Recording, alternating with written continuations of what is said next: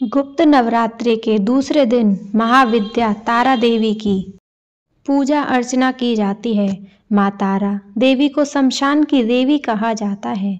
साथ ही यह भी माना जाता है कि वह मुक्ति देने वाली देवी है। बुद्ध धर्म से भी माँ तारा की पूजा अर्चना को बहुत महत्व दिया जाता है।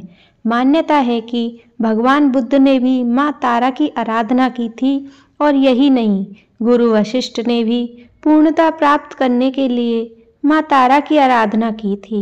पौराणिक कथाओं के अनुसार माँ तारा देवी की उत्पत्ति उस समय हुई थी जब समुद्र मंथन से जब विष निकला तो उसे भगवान शिव ने ग्रहण किया था।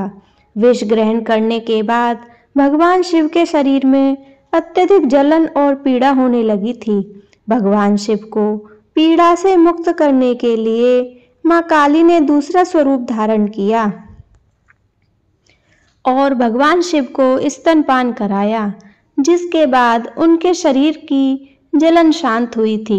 तारा देवी माँ काली का ही दूसरा स्वरूप है। माँ तारा देवी की कथा। माँ तारा देवी की उत्पत्ति से जुड़ी एक पौराणिक कथा प्रचलित है, जिसके अनुसार माँ तारा देवी का जन्म मेरू पर्वत के पश्चिम भाग में चोलना नदी के किनारे पर हुआ था। हैग्रीव नाम के एक दैत्य का वध करने हेतु माँ काली ने नील वर्ण धारण किया था। महाकाल संहिता के अनुसार चैत्र शुक्ल अष्टमी को देवी तारा प्रकट हुई थी, इसलिए यह तिथि तारा अष्टमी कहलाती है और चैत्र शुक्ल नवमी भी रात्रि को तारा रात्रि कहा जाता है। ऐसी मान्यता है कि भगवान शिव जी ने माँ पार्वती को बताया कि आदि काल में आपने भयंकर मुख वाले रावण का विनाश किया, तब से आपका वह स्वरूप तारा नाम से जाना जाता है।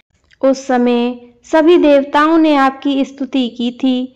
आप अपने हाथों में खड्ग, नरमुंड, बाण तथा अभय मुद्रा धारण की हुई थी।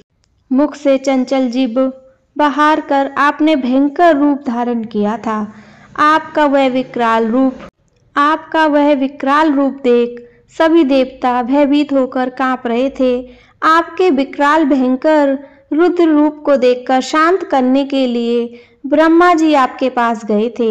रावण वध के समय आप अपने रुद्र रूप के कारण नग्न हो गई थी तथा स्वयं ब्रह्मा जी ने आपकी लज्जा निवारण हेतु आपको व्याघ्र चम्र प्रदान किया था।